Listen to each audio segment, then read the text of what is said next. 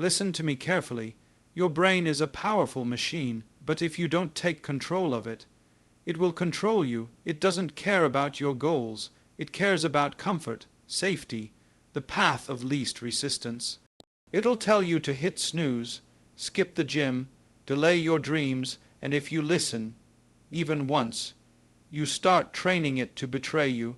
You think discipline is hard. Try living with regret. Try waking up 10 years from now in the same place, wondering why nothing changed. Every time you say, "I'll do it later," your brain wins. Every time you give in to laziness, distraction, fear, your brain wins. You have to fight it. You have to rewire it. You have to become the master, not the slave. You have to take control every single day because your dreams are not coming to you. You have to go take them. No one's saving you. No one's pushing you. No one's making you get up, show up, or keep going. That's your job. You want to be great. Start by mastering the battlefield between your ears. Control your mind, or it will control you. The choice is yours. The brain is designed for survival, not success. It doesn't care about your goals, your vision, or your potential. It only cares about one thing: keeping you alive. That means keeping you safe, keeping you comfortable, keeping you in the known, even if the known is destroying you. When you feel fear, doubt, or hesitation, that's not weakness, that's your brain doing its job. It scans for threats, for danger, for discomfort, and it pushes you to retreat. It tells you not to take the risk, not to start the business, not to speak up, not to chase the dream, because chasing something uncertain feels unsafe, and the brain would rather you survive an average life than risk failure, chasing an extraordinary one. It's the reason you procrastinate. It's the reason you stay in toxic environments. It's the reason you talk yourself out of growth again and again. Success requires doing things that feel unnatural to the brain. Waking up early, working when you're tired, pushing past fear, doing the hard thing every single time. The brain resists that, not because it hates you, because it's wired to protect you. But what protects you in the wild can paralyze you in the real world. You're not running from lions anymore. You're running from failure, embarrassment, judgment, and the truth is none of those things can kill you, but your brain still acts like they can. So when you try to change, your brain screams, "Stop, slow down, this is dangerous." And if you listen to it, you'll stay exactly where you are. Alive, yes, but unfulfilled. Safe, but stuck. Comfortable, but disappointed. Success isn't found in survival mode. It's found in discipline. In discomfort, in choosing the harder path on purpose, because growth is not natural. It's a conscious rebellion against your programming. You weren't built to win. You were built to survive, but you can rewire that. You can override it. You can become more than what your brain was built for. If you don't control your brain, it will control you, and it won't ask for permission. It will make decisions for you without you even realizing it. It will steer your actions, your habits, your emotions silently, constantly. You'll think you're choosing to quit. You'll think you're choosing to stay in bed. You'll think you're just not in the mood. But really, your brain made the choice hours before you did. Because you gave it the wheel, you handed over control when you stopped being intentional, when you stopped questioning your impulses. Your brain loves autopilot. It loves patterns, habits, routines, even the ones that hurt you, especially the ones that feel safe. If you don't consciously take charge, your brain will default to what's easy, what's familiar, what's lazy, and the worst part, you'll start to believe that's just who you are. I'm just not motivated. I'm just not confident. I'm just not disciplined. That's a lie your brain tells you because it knows if you believe it, it stays in power. It stays comfortable. It doesn't have to change, and change is the last thing it wants. But if you want growth, real growth, you have to take back control. You have to become the one calling the shots. That means ignoring the voice that says, "Do it later." It means acting before you feel ready. It means doing what's right, not what's easy. Every time you choose discipline over desire, you take the power back. Every time you show up when you don't feel like it, you prove who's in charge. You prove that your mind doesn't own you asterisk own it. Because if you don't set the standard, your brain will lower it. If you don't lead your thoughts will lead you, and they will lead you nowhere, nowhere new, nowhere better. Just in circles safe, stuck, silent. Control your brain, or live with the consequences of letting it control you. Your brain resists anything that feels uncomfortable or hard, not because you're weak, not because you're lazy, but because that's how it's wired. It was built to keep you safe, not to push you forward. The moment something feels difficult, your brain throws up warning signs. It whispers, "This isn't right. This is too much. Let's stop." That's not truth, that's protection. It's your brain doing what it was designed to do. Avoid pain, avoid effort, avoid risk. But here's the problem: everything you want is on the other side of that resistance. Success isn't easy. Growth isn't comfortable. Becoming who you're meant to be requires struggle, and your brain will fight you every step of the way. It will beg you to take the shortcut, to wait until you feel ready, to stay where it's familiar, even if that place is destroying you. It will make excuses sound like wisdom. It will turn distractions into priorities. It will convince you that you're too tired, too busy, too late. But all of that is noise, fear disguised as logic, comfort dressed up as common sense. You have to see it for what it is. Resistance doesn't mean stop. It means you're in the right place. It means you're moving in the direction that actually matters. The gym feels hard. So does starting a business. So does speaking your truth, facing rejection, chasing greatness. That's why most people don't do it, because their brain says no. And they obey, but you're not most people.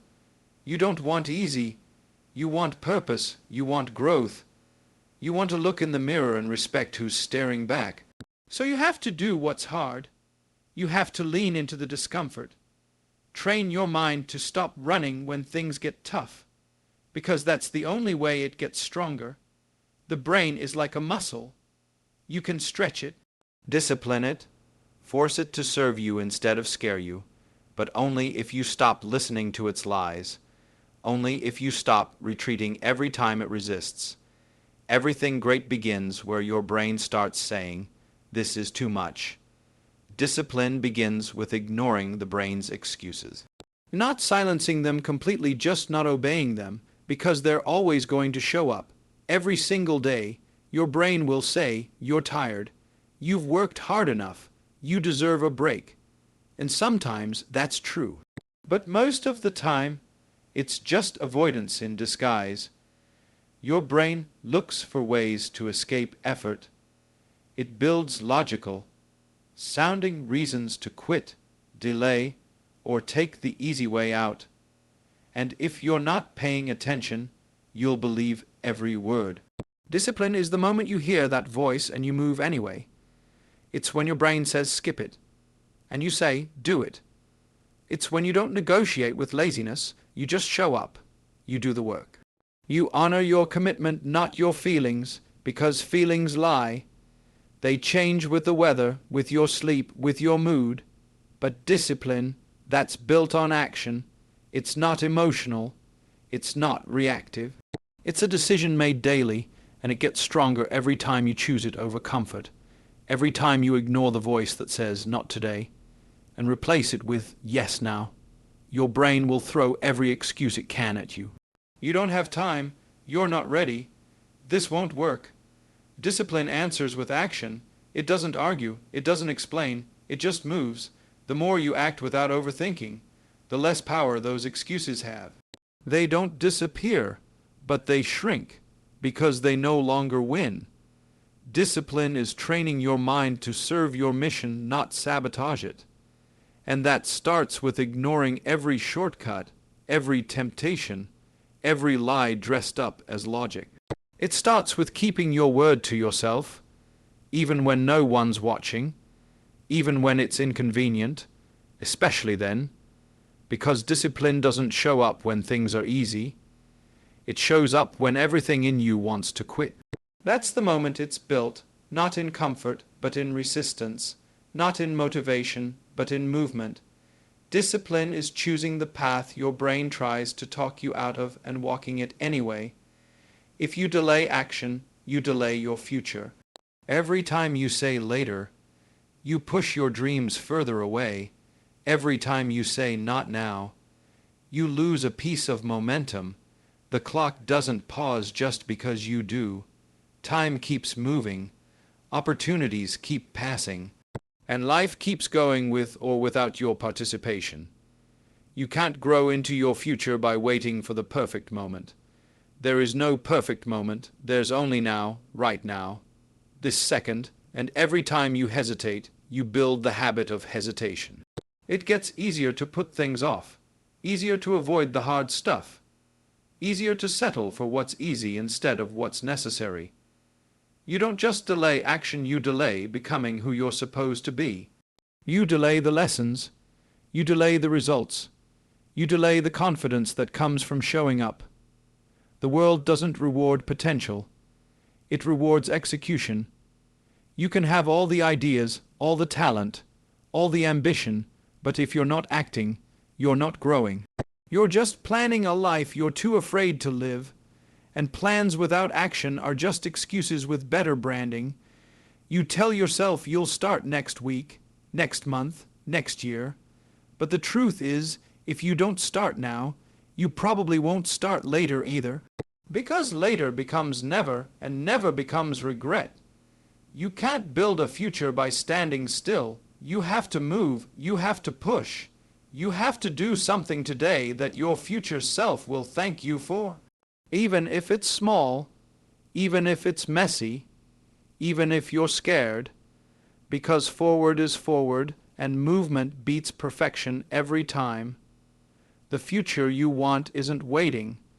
It's hiding behind your hesitation. Behind your excuses, behind your delay. Take action now or stay stuck in someday. Because every time you choose comfort today, you pay the price tomorrow. And the longer you wait, the more expensive that price becomes. Every choice rewires it. To be stronger or weaker, your brain isn't fixed. It's a living system, constantly learning, constantly adapting. Every action you take sends a signal. Every habit you repeat builds a path. And with each repetition, that path becomes easier to travel. That's how habits are formed. That's how discipline is built. That's how weakness becomes a lifestyle or strength becomes second nature. When you choose to show up, even when you don't feel like it, your brain takes notes. It learns that effort is normal. It learns that quitting isn't an option. But when you choose to skip, to avoid, to retreat, it learns that too.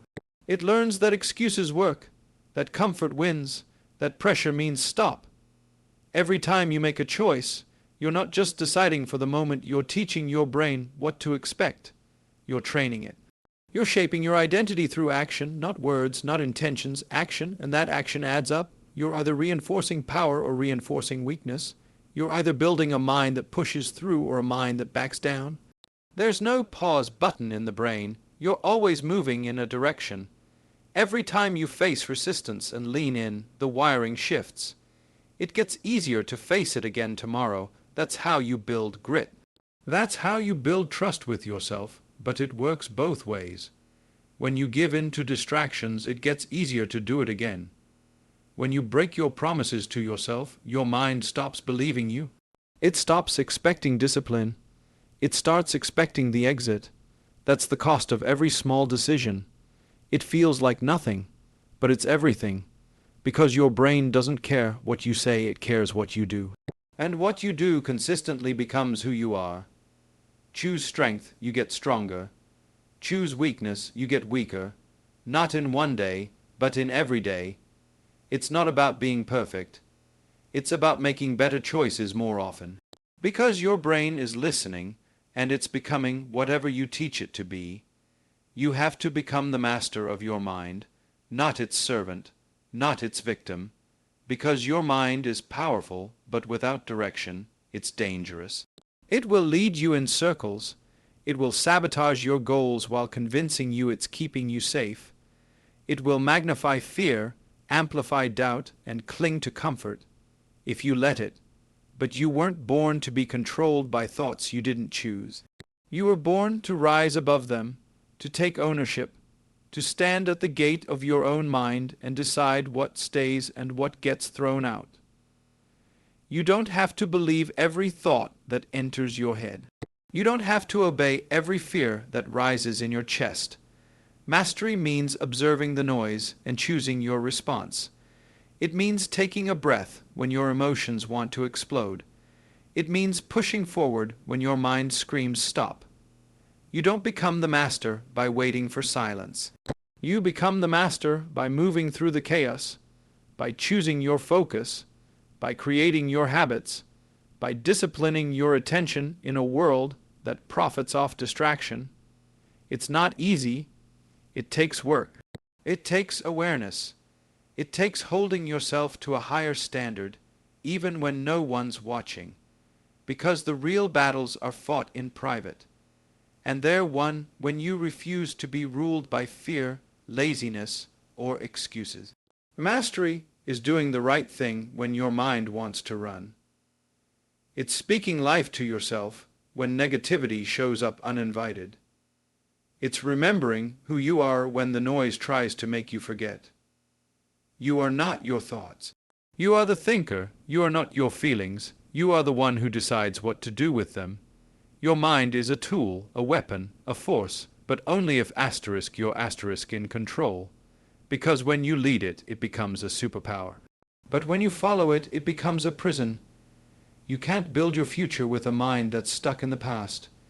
You have to train it, sharpen it, command it.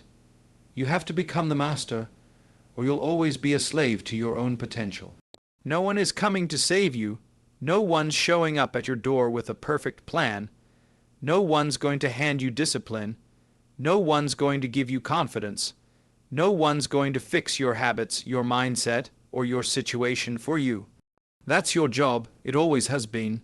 The world doesn't owe you clarity. It doesn't owe you energy, motivation, or direction. You have to create that. You have to decide right now that waiting is over, that blame is over, that hoping someone else will fix your life is no longer an option. Because the truth is, if you don't take control, no one will. If you don't change your life, it stays the same. People can inspire you. They can guide you, teach you, encourage you, but they can't do it for you. They can't wake up early for you. They can't fight your battles. They can't do the work that only you can do. This is your responsibility. This is your weight to carry, and that's not a curse, that's a gift. Because if no one is coming to save you, it means you get to be the hero. You get to write the story. You get to take the lead. You get to stop waiting and start building. As long as you wait for someone else, you give away your power. You tell yourself that your future depends on someone else's choices. But it doesn't. It never has. It depends on what you do today, what you say no to, what you fight for, what you sacrifice, what you're willing to endure for the life you actually want. No one's coming to rescue you from your excuses. No one's coming to drag you out of bed. No one's coming to force you to be great. That choice is yours, and it always will be. This is your life, your responsibility, your moment. Own it, because the second you stop waiting is the second everything starts to change. Mastering your brain is the first step to mastering your life, because everything starts there.